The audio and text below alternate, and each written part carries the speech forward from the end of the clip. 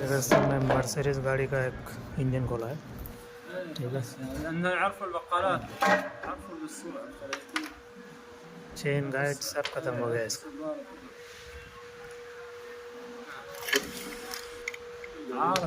एक भी नहीं है।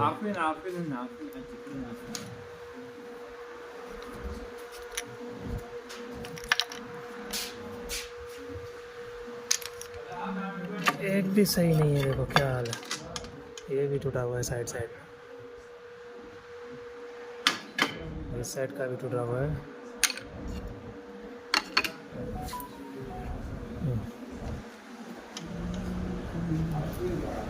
ये मर्सिडीज गाड़ी का टाइमिंग खोला था, ठीक है। ये बताओ ये कैसे निकलेगा यहाँ से। ये इसका ऑयल पंप मुझे अंदर अलग से है।